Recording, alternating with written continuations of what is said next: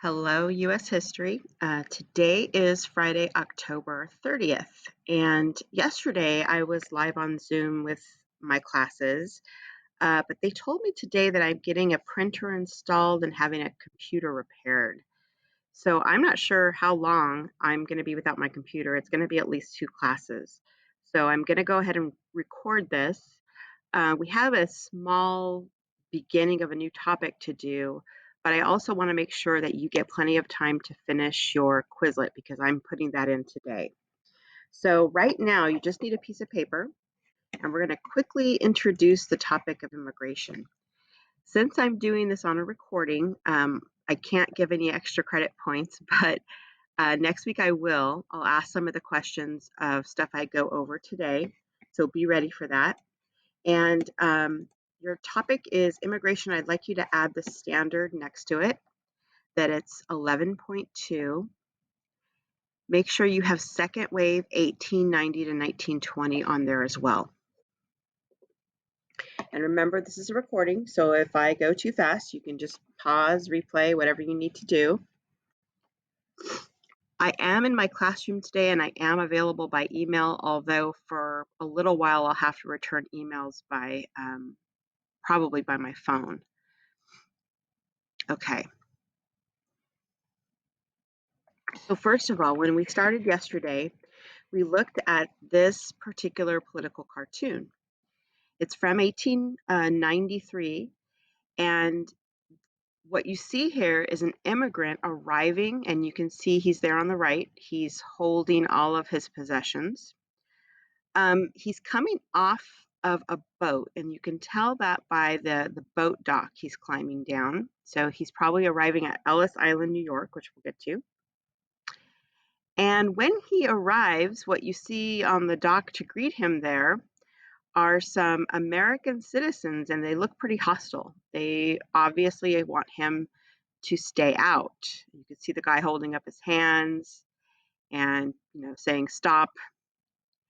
And what you can also tell about these guys, these native-born people, is they're sort of wealthier and better off than this guy. You can tell by the difference in their clothes. If you look at their hats and their coats, they're well dressed, they're well fed, shiny hats and everything.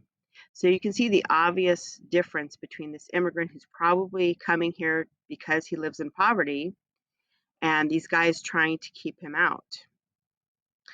But the entire message of this cartoon is what you see standing behind those guys.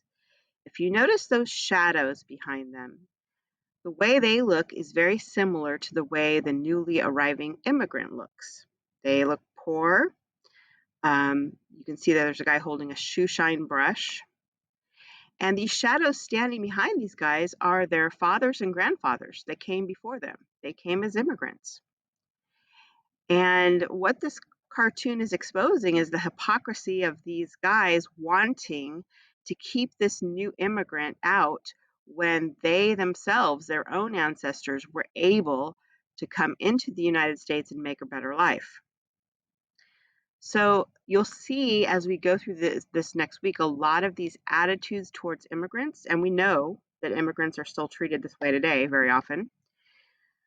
So this is nothing new, but this was sort of the attitude of native-born Americans at the time to try to keep immigrants out, even though they themselves benefited from the same system. Okay, so let's talk about immigrants during the second wave. First of all, between 1890 and 1920, they start to come from different areas of the world. The first is Southern and Eastern Europe. So you have a lot of Italian, Polish immigrants coming in during this time, which means there's also new religious groups entering. A large influx of Catholics and Jews from Europe are arriving. Two, Latin America. There is a lot of immigrants coming in from all areas of Latin America. There were a few disruptive civil wars and things people were trying to escape. And then Asia, particularly Japan and China. Large groups of immigrants were coming into particularly California. The Japanese came in and began to farm, and the Chinese came in for the same reason, and also during the gold rush and to work on the railroad, as we saw. So there's huge amounts of immigrants coming in all at once during this time, and they're coming mainly from these three areas of the world. The place they arrive is at Ellis Island, New York, mainly, and that's where the Statue of Liberty is. The other place is in San Francisco Bay. There's a place called Angel Island, and most of the immigrants from Asia, China, and Japan came through Angel Island, and you had to stay at these places for about 6 weeks while they quarantined you, made sure you were healthy before they let you enter the country. Mr. Calloway referred to this last week. Irish need not apply. This was something common, and it was not illegal for people to discriminate against these groups explicitly and simply say, you're not welcome here. Nowadays, of course, if we saw a sign like this somewhere, we would probably call the police because it's against the law to explicitly discriminate like that. But it was not back then. When we look at the different primary sources we're going to see next week, we're going to notice these caricatures. And to our eyes in 2020, to see these cartoons with really racist caricatures of different groups is kind of shocking because it's not something you would see now. People would make a huge deal of it, of course, but it was not uncommon back then. And it was a tool of discrimination against all of these different groups coming in that people didn't like. In particular, during these particular years, it would have been the Irish and Chinese that were targeted. But of course, there's discrimination against Jews, Catholics as a religious group, and even anarchists as a political group. So why are immigrants coming? Next week, I'll be asking you on some little quiz questions to tell me about something called push-pull factors for immigration. And pretty simple when you break them down. Basically, the first is what would push you away from a place? What kinds of conditions would make you leave your home country? Those would include things like war, bad economy, living in poverty, or even religious persecution. So those are things that would push people away from their own homelands. At the same time those things are happening around the world, in the United States, there's a lot of things attracting people to the US. In particular, of course, the huge amount of jobs that became available. There were industrial jobs. Obviously, the railroad, we saw a lot of immigrants worked on the railroad. There is greater freedom. There's a chance for education. And some people were even joining their families that were already in the United States at the time. So those are the push and pull factors. I'll ask you what kinds of things made people want to leave and what sorts of things attracted them to the United States. So these are the things that are going to lead to what we call mass immigration. It means you have a whole ton of people coming in all at once. And so between probably about, I would say 70% of the US population today, their ancestors probably came in during these years, 1890 to 1920. Okay. What they faced when they got here was an effort to Americanize them. And when you look at that symbol there, you've probably seen him before. This is Uncle Sam, and he is just a symbol of the United States, and you're going to see him portrayed in all kinds of different ways when we look at the cartoons next week. Sometimes he's a good guy, sometimes he's a bad guy, sometimes he's welcoming to the immigrants, sometimes he's hostile to them. But it becomes an effort to get immigrants to almost drop their original cultures and absorb American culture.